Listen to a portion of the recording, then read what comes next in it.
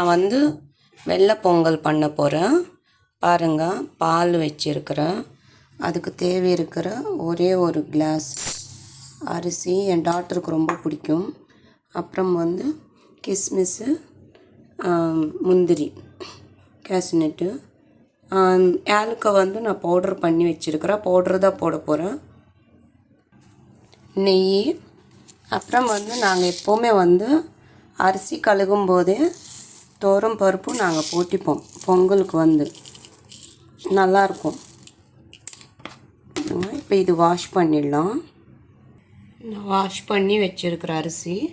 இப்போ பால் வந்து காஞ்சி இருக்குது. இப்போ நான் இதை எடுத்து இதில் போட போகிறேன்.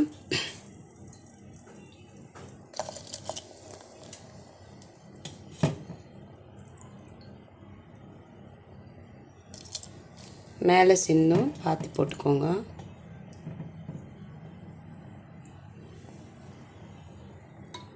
பச்சரிசி தான் போட்டிருக்குறேங்க.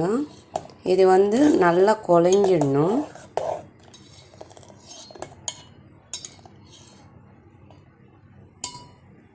இது எங்கள் அம்மா வீட்டில், எங்கள் பாட்டி வீட்டில் பண்ணுவாங்க.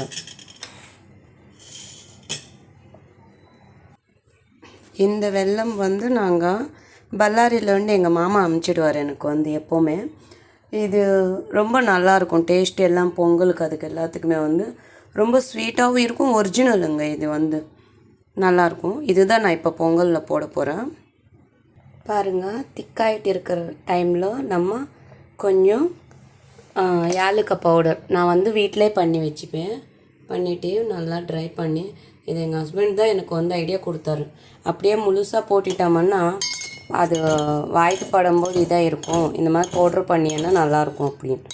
அதனால நான் அது வந்து பவுட்ரு பண்ணி வச்சுருக்கிறேன். இப்போ நான் வந்து வெல்லம் வந்து இந்த மாதிரி திரிஞ்சு வச்சுருக்கிறேன்.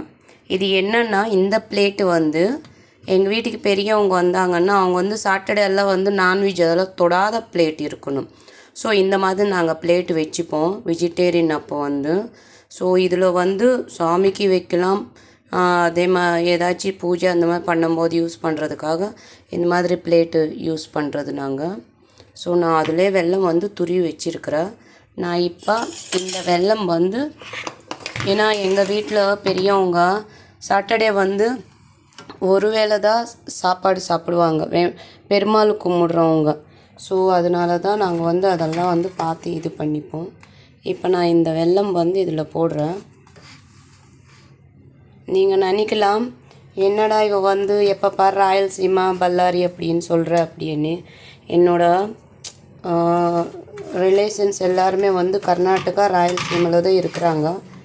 ஸோ நான் வந்து குழந்தைலோன்னு பார்க்கும்போது எனக்கு அந்த ஊர் டேஸ்ட்டுங்க தான் எனக்கு பிடிக்கும்.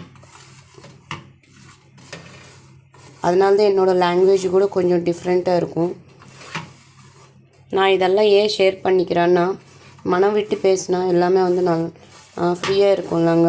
என்னோட சின்ன வயசில் எங்கள் பாட்டி அவங்கெல்லாம் எப்படி பண்ணியிருந்தாங்க, அப்போல்லாம் நான் இதெல்லாம் இவ்வளோ இதாக பண்ணுறாங்க அப்படின்னு சொல்லி கிண்டல் பண்ணுவேன் நான் அவங்கள வந்து.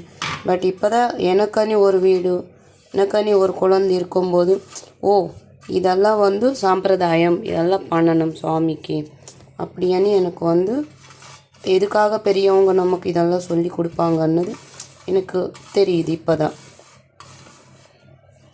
பாருங்கள், நான் இப்போ வெல்லம் போட்டுட்டேன். இப்போ பாருங்கள், நல்லா ஸ்மாஷ் ஆயிடுச்சு. இந்த ஸ்டேஜில் நம்ம நெய்யில் முந்திரி பருப்பு வேக வச்சிடலாம்.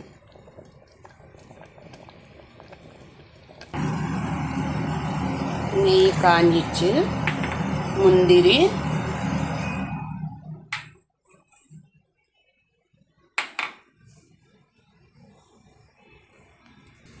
ஃப்ரை ஆயிடுச்சு. இந்த ஸ்டேஜில் நம்ம கிஸ்மிஸ் கூட போட்டுக்கலாம்.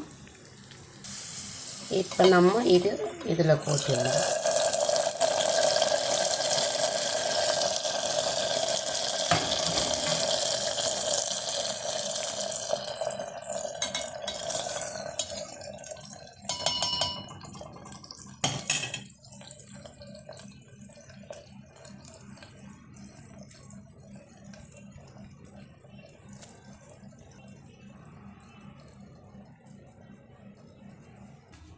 சாமிக்கு கும்பிட்ட மாதிரி ஆயிடுச்சு.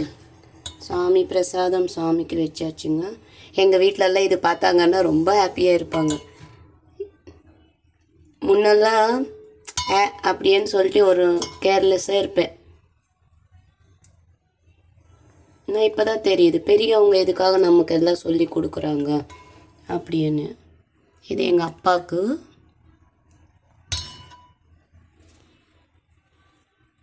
சாமி பூஜை பார்த்தீங்களா, மங்களகரமாக.